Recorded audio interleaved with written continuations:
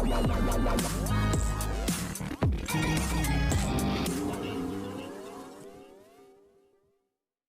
Everyone, channel को subscribe कीजिए। Facebook पर भी आप हमें फॉलो कर सकते हैं।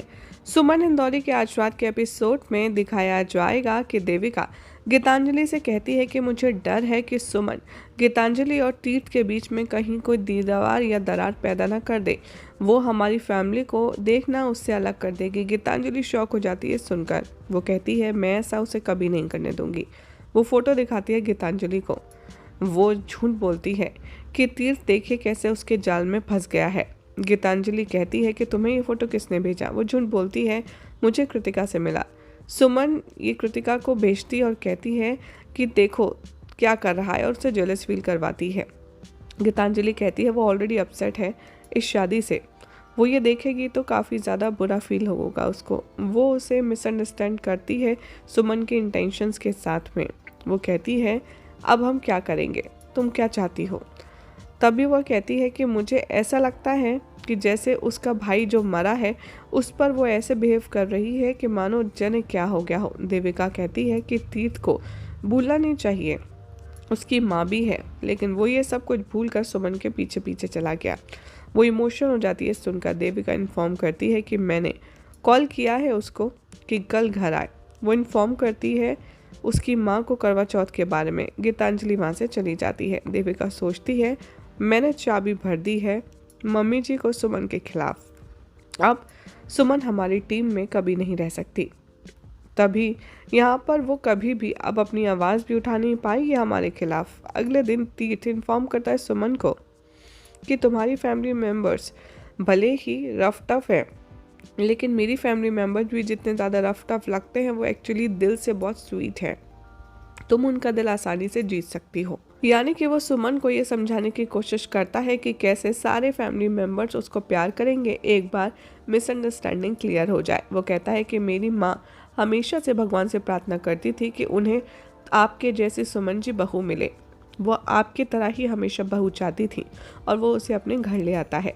तीर्थ शॉक हो जाता है सारे अरेंजमेंट्स देखकर, बहुत सारे गेस्ट देखकर। फैमिली मेम्बर भी शॉक है सुमन को वाइट ड्रेस में देखकर। देविका ऐसे प्रिटेंड करती है जैसे वो कितनी हैप्पी है और उनका बहुत खुशी से वेलकम करती है। वो पूछती है सुमन तुमने वाइट ड्रेस क्यों पहनी है करवा चौथ पर। गीतांजलि तभी सुमन की वाट लगाती है, उसे चिल्लाती है। वो कहती है कि आज करवा चौथ के मौके पर तुम सफ़ेद कपड़े पहन कर के क्या साबित करना चाहती हो। वो कंप्लेन करती है। वो कहती है कि शादी के दूसरे दिन ही तुमने सफ़ेद कपड़े पहन लिए। तुमने मुंह दिखाई भी अपनी खराब कर दी थी जो कि अपशगुन है और अब तुम करवा चौथ की जो व्रत है उसको भी बर्बाद करना चाहती हो। देविका कहती है कि हमारी फैमिली सुहागन को वाइट ड्रेस 1 साल तक पहनने नहीं देती, इसीलिए तुम्हें ये ट्रेडिशन फॉलो करना होगा। गीतांजलि कहती है मुझे तो डर है अगर मेरे बेटे को कुछ हो गया तो। तीर्थ सपोर्ट करता है सुमन को। देविका यहाँ पर वीडियो दिखाती है सुमन का। वो कंप्लेन करती है कि उसने ऋषि की चिता में आग लगाई, जबकि तुम्हारी जो नई ये वीडियो है, जो नई न्यूज़ है वो वायरल हो रही है मीडिया पर। गीतांजलि उस पर चिल्लाती है। सुमन कहती है मेरी माँ ने मुझे इन्फॉर्म किया कि आप लोगों ने हमें यहाँ बुलाया है। देविका कहती है कि नहीं, मैंने कोई इन्फॉर्म नहीं किया, मैंने सिर्फ उन्हें करवा चौथ के बारे में बताया। देविका कहती है कि मैंने सब कुछ तुम्हारी मॉम को एक्सप्लेन कर दिया था। वो झूठ बोल रही हैं। गीतांजलि कहती है कि सुमन तुम्हारी माँ ने तुम्हें कुछ सिखाया नहीं है क्या कि तुम्हें वाइट ड्रेस नहीं पहननी चाहिए शादी के बाद, अपशगुन होता है। कृतिका वहाँ आती है और कहती है कि देखिए मेरी ड्रेस, मैंने रेड ड्रेस पहनी है तीर्थ के लिए और इवन मैंने मेहंदी भी लगाई है। सुमन यहाँ पर गुस्से में सिंदूर डाल लेती है अपनी वाइट ड्रेस पर। तीर्थ कहता है बस कीजिए सुमन जी, आप क्या कर रही हैं। वो कहती है कि वाइट कलर मैंने अपने भाई के लिए पहना था और रेड अपने हस्बैंड के लिए। वो कहती है मैं अगर इस कलर से अपने पति को खुश रख सकती हूँ तो मैं तैयार हूँ, मैं लाल कलर में ही रखूँगी। गीतांजलि कहती है तुम्हें इतना ही नहीं करवा चौथ का व्रत भी रखना होगा। तीर्थ कहता है कि सुमन जी आप छोड़िए। तभी वो उन पर चिल्लाती है। देविका सोचती है कि ऋषि उसके लिए कितना इम्पोर्टेंट है। वो कहती है कि नहीं, वो ये कभी नहीं करेगी। सुमन कहती है आपने शायद गलत समझ लिया तीर्थ जी, मैं कोई रॉन्ग पर्सन नहीं हूँ। आपने मेरी फैमिली के लिए जब इतना किया तो इतना तो मैं आपके लिए कर सकती हूँ। आप मेरी ज़िंदगी में हमेशा एक अच्छे के लिए आए हैं, इसलिए मैं आपके लिए पूरी ज़िंदगी फास्ट करने के लिए तैयार हूँ। गीतांजलि इम्प्रेस हो जाती है सुनकर। वो कहती है कि चलो लड़की, इसके हाथों में मेहंदी लगाओ।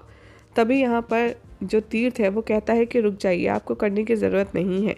देविका कहती है कृतिका से, तुमने सारा प्लान चौपट कर दिया, सारा कलर लगा करके उसकी ड्रेस पर। कृतिका कहती है सुमन से कि तुम क्यों लगा रही हो तीर्थ का नाम की मेहंदी, वो मेरा है, मैं उसकी बीवी हूँ। और वो सुमन को थप्पड़ मारती है और तीर्थ देखता का देखता रह जाता है।